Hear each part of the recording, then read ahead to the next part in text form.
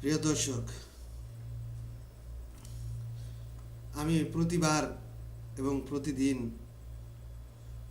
আপনাদের সামনে হাজির হই ইউটিউবের মাধ্যমে বাংলাদেশের চলমান রাজনৈতিক সংকট বিষয় নিয়ে ব্যতিক্রম কিছু কথা বলে থাকি।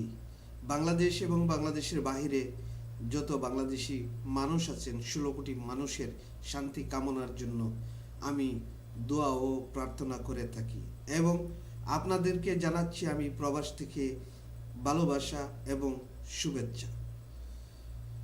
তবে আমি বাংলাদেশে জন্ম নিয়েছি কথা বটে, আমি বাংলাদেশি মার গর্ভে জন্ম নিয়েছি, তাই আমি গর্ববোধ করি আমি বাংলাদেশি মানুষ।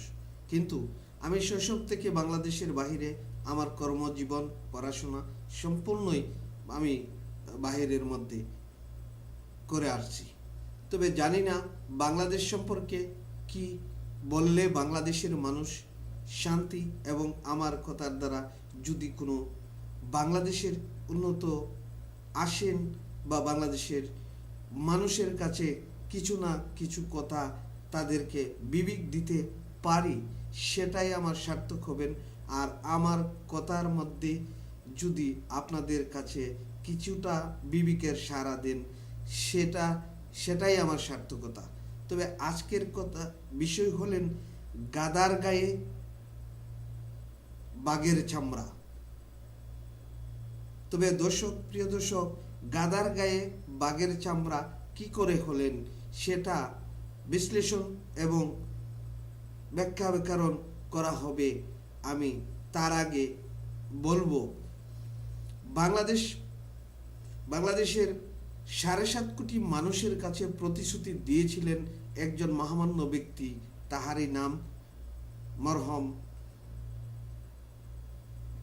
শেখ মুজিবুর রহমান, যে নাকি জাতির পিতা হিসাবে চিহ্ন করেছেন এই 7.5 কোটি মানুষে 71 সনে তাকে চিহ্নিত করেছিলেন জাতির পিতা হিসাবে।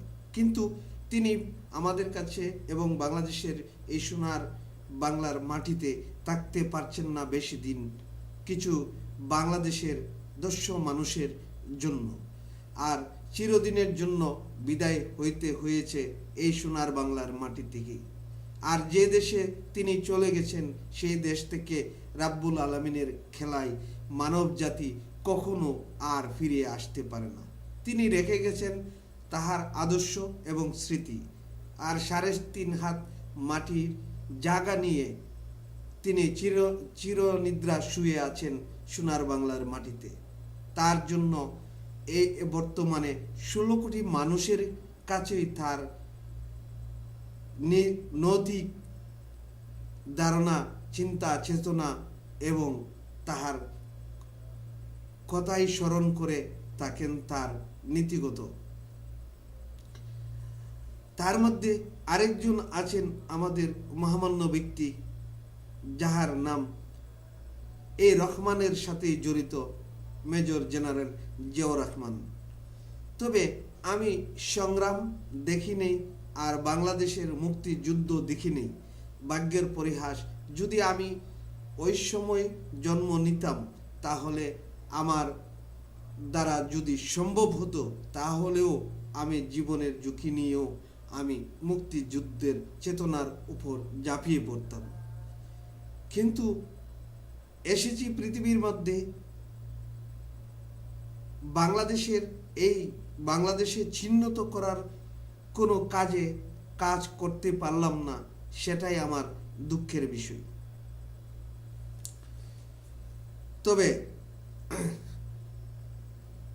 মরহুম জিয়াউর রহমান ওনাকে চিহ্নিত করেছেন এই বর্তমান 16 কোটি মানুষে বাংলাদেশি, যে তিনি স্বাধীনতার ঘোষক হিসাবে তিনি একজন মানব। কিন্তু তিনিও বাংলাদেশ পরিচালনা করেছেন, আর বাংলাদেশের রাজনৈতিক প্রেক্ষাপটে তিনিও দিয়ে গেছেন এক আদর্শ, আর সেই আদর্শ নাম দিয়ে গেছেন বাংলাদেশ ন্যাশনাল পার্টি, বিএনপি। তবে ওনারও মেজর জেনারেল জিয়াউর রহমানের ওনারও বাংলাদেশের মধ্যে অনেক অবদান রয়ে গেছেন। বাংলাদেশের সোনার বাংলার মাটিতে তিনিও নৃশংসভাবে হত্যা হয়েছেন এই বাংলাদেশের মানুষের কাছে। আর বাংলাদেশের মানুষ উনাকে হত্যা করেছেন, সেটা বাংলাদেশেরই মানুষ। আর তিনিও এমন এক দেশে চলে গেছেন যে দেশ থেকে মানব জাতি আর কখনো ফিরে আসে না। সেটা রাব্বুল আলামিনের খেলা। তবে আজকের বিশ্লেষণ হবে সেটা জানি না কতটুকু আপনাদেরকে আমি আমার কথার দ্বারা আপনাদের কাছে কতটুকু আমি উপকৃত হব, বা আপনাদের মনের মধ্যে কিছু না কিছু উপকার করে জায়গা দিতে পারি, সেটাও আমার জানা নেই।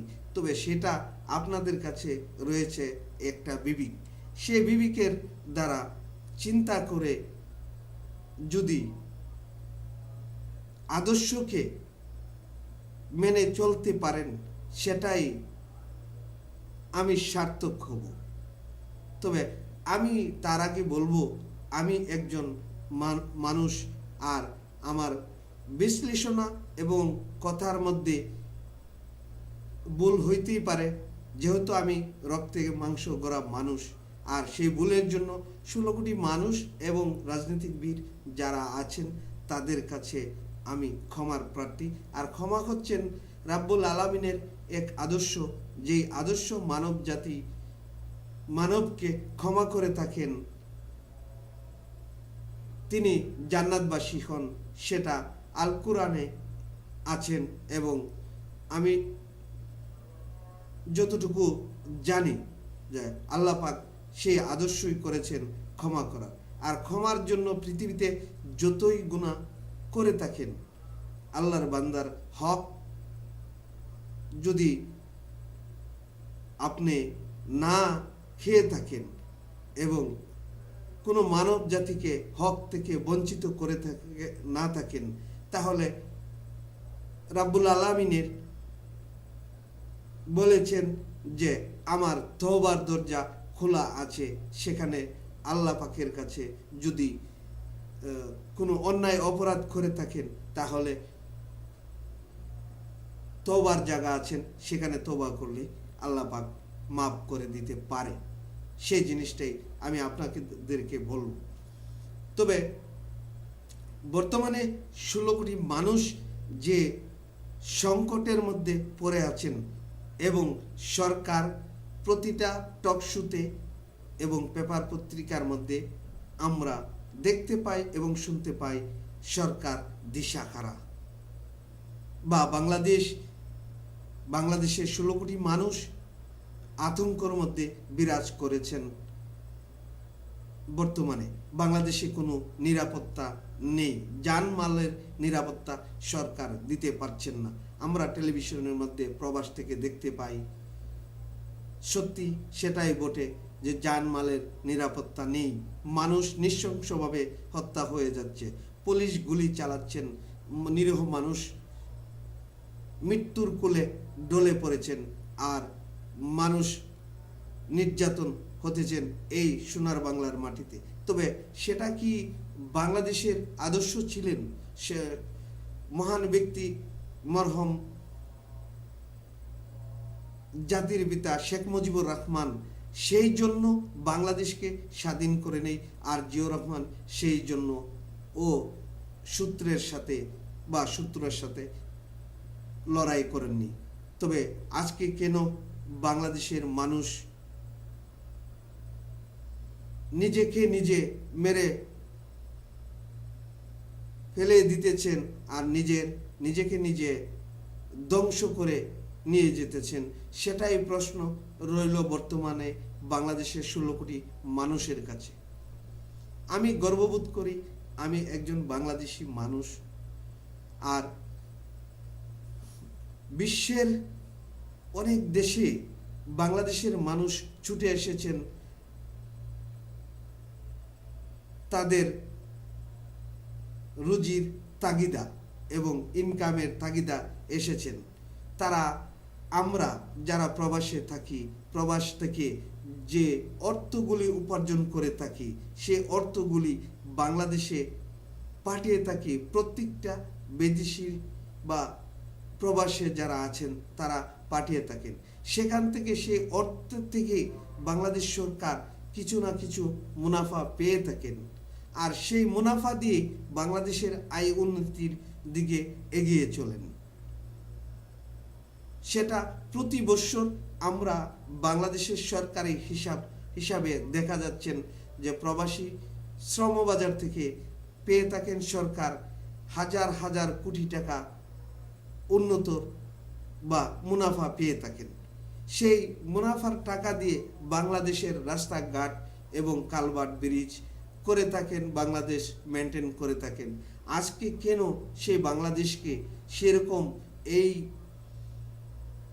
মহান সংকটের মধ্যে এসে গেছেন বাংলাদেশ, তার ব্যাখ্যা এবং সেই সংকট থেকে কখন বেরিয়ে আসবেন সেই প্রশ্নই মানুষের কাছে জেগে আসতেছেন।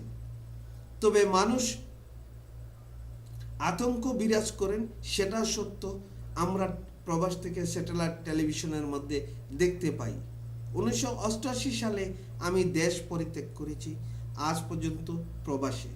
যখন আমি দেশে 88 সাল থেকে যখন বাংলাদেশ ত্যাগ করি, তখন ঢাকা শহরের চিত্রটা ছিলেন অনেকটাই অন্যরকম। বর্তমানে টেলিভিশনের মধ্যে ঢাকা শহর বা গ্রামগঞ্জের যে টিভি টেলিভিশনের মধ্যে যে চিত্রগুলি আমি দেখে থাকি, সত্যি বাংলাদেশ এগিয়ে চলেছেন। কিন্তু আজকে কেন সেই সংকটের দিকে বাংলাদেশ? প্রত্যেক রাজনৈতিক বীরের কাছে আমার এই প্রাণ ডালা দোয়া এবং ভালোবাসা এবং অনুরোধ, আপনারা যদি চান তাহলে 16 কোটি মানুষকে এই সংকট থেকে উদ্ধার করতে পারেন, আর সেই সংকট থেকে 16 কোটি মানুষকে শান্তি দিতে পারেন।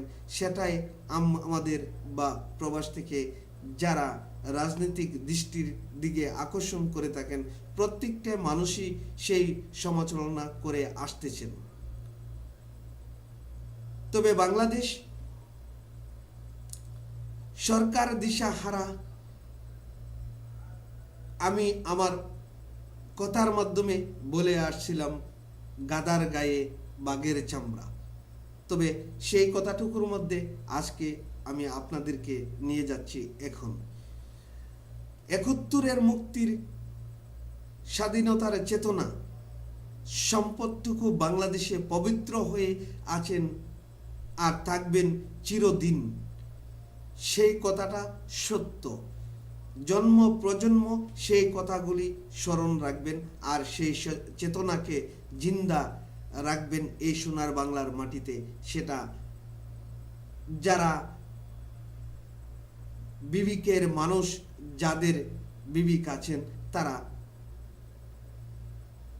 প্রতিহত এবং প্রতি মিনিট, প্রতি সেকেন্ড, প্রতিদিন এবং প্রতি ঘন্টা, প্রতি বছর স্মরণ করে থাকবেন।